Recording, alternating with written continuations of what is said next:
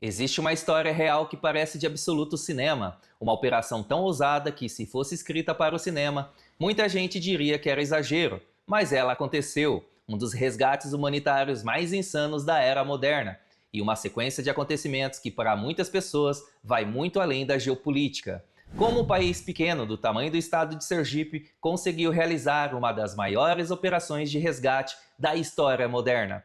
Uma pequena nação cercada por inimigos, vivendo sob constantes ameaças e enfrentando guerras e conflitos regionais, encontrou tempo, recursos, inteligência e coragem para atravessar milhares de quilômetros e salvar milhares de vidas. Como isso foi possível? Foi apenas estratégia? Foi coragem? Ou existe algo muito maior por trás dessa história? Hoje você vai conhecer uma história real que parece roteiro de Hollywood, mas aconteceu de verdade. Antes de continuar, se você ainda não assistiu ao filme Missão no Mar Vermelho, estrelado por Chris Evans, ator mundialmente conhecido por interpretar o Capitão América, eu recomendo muito. O filme é inspirado em fatos reais e retrata uma das operações secretas mais impressionantes da história de Israel e um dos mais extraordinários resgates humanitários da história moderna. Vale muito a pena assistir. Mas eu já te adianto, a história real consegue ser ainda mais impressionante do que o próprio filme. Na década de 1980, milhares de judeus etíopes, conhecidos como Beta Israel, sonhavam em voltar para Israel. Para isso, enfrentaram fome, doenças, perseguições, guerras e caminhadas de centenas de quilômetros até campos de refugiados no Sudão.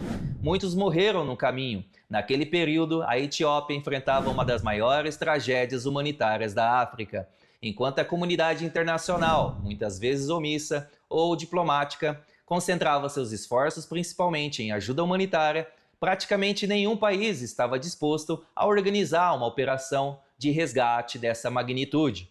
Foi então que Israel decidiu agir. Operação Brothers, Operação Irmãos. Foi nesse momento que entrou em ação o Mossad, a agência de inteligência e operações secretas de Israel, que é considerada uma das mais eficientes do mundo. Seus agentes idealizaram uma das operações de inteligência mais ousadas da história, uma verdadeira proeza, um plano tão improvável que parecia impossível. Eles alugaram e reativaram um resort abandonado às margens do Mar Vermelho, lá no Sudão. Aquele resort era apenas uma fachada. Durante o dia, turistas mergulhavam, passeavam, se hospedavam ali normalmente, uma verdadeira fachada. Tudo parecia absolutamente comum, mas quando anoitecia, os turistas dormiam e aí os agentes do Mossad iniciavam a verdadeira missão. Na missão executada em completo sigilo, os agentes percorriam quilômetros ali pelo deserto, encontravam famílias judias escondidas em campos de refugiados, guiavam aquelas pessoas até as praias isoladas e utilizavam bastante a fachada do resort, onde as embarcações israelenses as aguardavam. Israel ali mantinha um navio em águas internacionais próximo a essas praias. Cada viagem significava mais vidas sendo salvas. Essa missão ficou conhecida mundialmente como Operations Brothers, ou Operação Irmãos. E o mais impressionante, isso não é roteiro de cinema, aconteceu de verdade.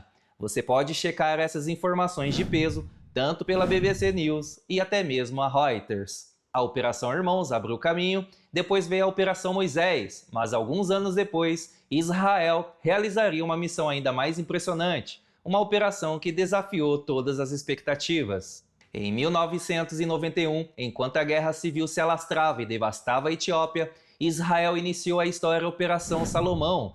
Em aproximadamente 36 horas, cerca de 14.325 judeus etíopes foram levados para Israel por uma gigantesca ponte aérea envolvendo aproximadamente 35 aeronaves. Durante essa missão, um Boeing 747 da companhia AI entrou para o Guinness World Records, transportando aproximadamente 1.088 passageiros em um único voo, incluindo 2 bebês que nasceram durante a viagem. Uma operação de escala extraordinária, de magnitude impressionante, que desafiou todas as expectativas na época, até hoje considerada uma das maiores operações de resgate humanitário da história moderna.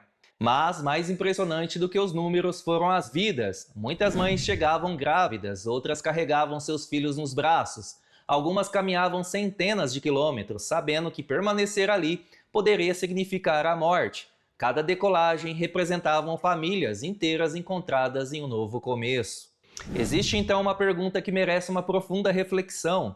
Como um país tão pequeno, com território reduzido, enfrentando guerras, sob constantes ameaças, ainda conseguiu mobilizar agentes secretos, diplomatas, pilotos, militares, dezenas de aeronaves, e uma operação logística dessa magnitude?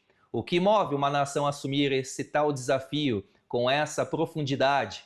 Se fosse uma nação grande, uma superpotência, a gente até entenderia.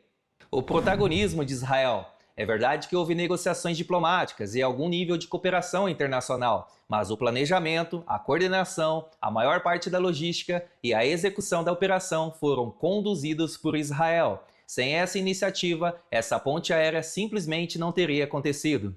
Para muitos historiadores, tudo isso pode ser explicado pela inteligência do Mossad, pela estratégia, pela logística, pela determinação de Israel. E esses fatores realmente foram fundamentais. Mas para milhões de judeus e cristãos, essa história também desperta uma reflexão de fé. Ao longo das Escrituras existem promessas sobre Deus reunindo o povo de Israel disperso entre as nações. E o quão desafiante é isso! Por isso, muitos enxergavam operações como irmãos, Moisés e Salomão, não apenas como feitos militares e humanitários, mas também como acontecimentos que fortalecem sua fé de que Deus também continua conduzindo a história. Essa é uma interpretação baseada na fé, não uma conclusão histórica. Para encerrar, eu deixo uma reflexão para você. Há quem enxerga o Estado de Israel apenas como um Estado moderno e político, resultado ali dos acontecimentos do século XX. Outros já enxergam uma continuidade entre Israel bíblico e o Estado de Israel atual. Depois de conhecer essa história, como você enxerga Israel?